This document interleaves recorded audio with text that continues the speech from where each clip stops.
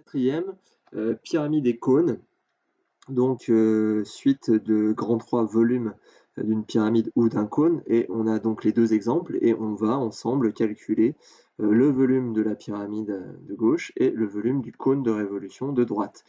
Donc, on va noter déjà SO, c'est une donnée importante. SO, c'est la hauteur de notre pyramide. D'accord? Je vous donne aussi AB, la longueur AB, et je vous donne aussi la longueur BC, 4 cm. Donc voici trois informations supplémentaires. Alors on les voyait avant, mais voilà, là, maintenant vous les réécrivez et on va essayer de calculer grand V, le volume de la pyramide SABCD.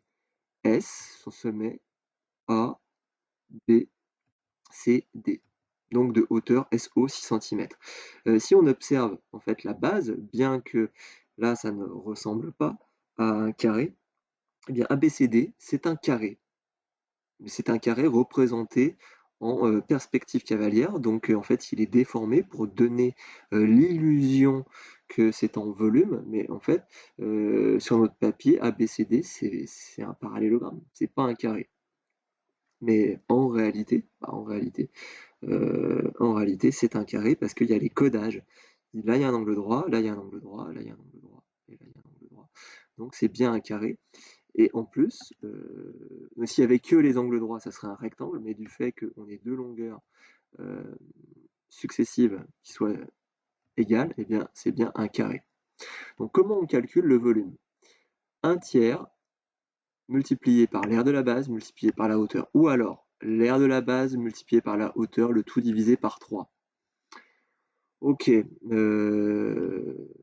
c'est quoi l'aire de la base? L'aire de la base, donc déjà un tiers multiplié par l'aire de la base. C'est quoi l'aire de la base? Eh bien, c'est côté fois côté, c'est-à-dire AB fois BC. Et multiplié par la hauteur c'est SO. Voilà, on va remplacer par les valeurs. Donc 1 tiers multiplié par 4 fois 4. 4 fois 4, c'est l'aire de la base. C'est un carré de côté 4 cm. Donc son aire, c'est 4 fois 4. Ça, je vais calculer l'aire de la base. Et multiplié par 6, la hauteur. Voilà, je prends ma calculatrice. Prenez votre calculatrice. D'accord? Et puis vous tapez 1 tiers fois 4 fois 4 fois 6 et vous obtenez immédiatement le résultat. 32. D'accord? Attention, attention aux unités. Donc ça, c'est des centimètres. Ça aussi, des centimètres multipliés par des centimètres multipliés par des centimètres, ça fait des centimètres cubes. D'accord? Là, j'avais AB fois BC, 4 fois 4, ça me donnait 16 centimètres carrés, c'était l'aire de la base. Multiplié par 6 divisé par 3, ça me fait 32. Donc comme j'ai remultiplié par des centimètres, j'obtiens des centimètres cubes. C'est l'unité de mesure des volumes. D'accord? Il fallait bien déjà vérifier que tout était en centimètres. On va maintenant calculer le volume du cône. Donc là, tout est donné en centimètres. Donc ça, il semblerait que ça soit SO, la hauteur. Et puis là, 8 cm, c'est quoi? C'est le rayon? Non, c'est pas le rayon en fait. D'ailleurs, si on regarde, volume du cône, j'ai besoin de pi, hein, le nombre, r, le rayon, et h, la hauteur. Là, je n'ai pas le rayon. En fait, 8, c'est quoi? C'est le diamètre. C'est le diamètre. Effectivement, ça va de là à là en passant par O. Donc moi, ce que je voudrais, c'est OM, un rayon. Et donc là, j'ai le diamètre. Comment on calcule le rayon à partir du diamètre? Eh bien, on divise le diamètre par 2. Donc le diamètre divisé par 2, 8 divisé par 2, ça me fait 4 cm. Donc mon rayon, hein, R, petit r, ça va être 4 cm. Et ça, donc, c'est ma hauteur. D'accord?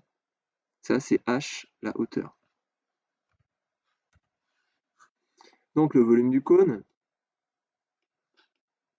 c'est donc pi multiplié par R, 8 au carré, n'oubliez pas le carré, multiplié par SO, d'accord? Et le tout divisé par 3.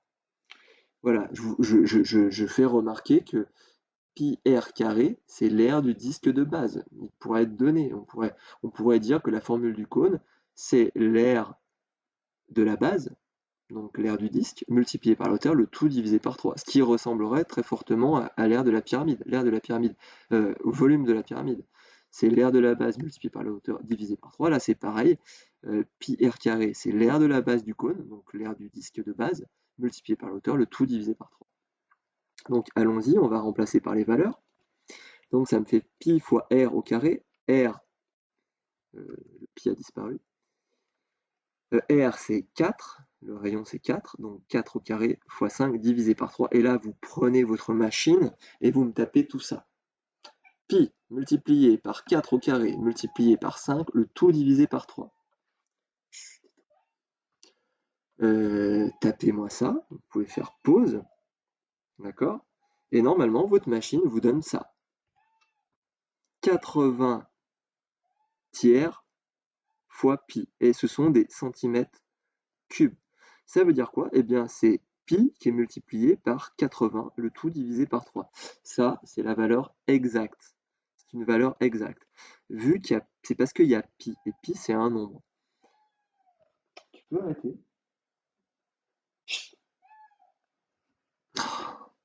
Extraordinaire. Et donc maintenant, vous allez appuyer sur la touche SD de votre calculatrice ou la touche AF qui est au-dessus de Enter pour ceux qui ont une TI et on va obtenir une valeur approchée. On va arrondir à un chiffre après la virgule. Et normalement, on obtient 83,8 et ce sont toujours des centimètres cubes. D'accord? Et ça, c'est une valeur approchée. Voilà. Merci au chat.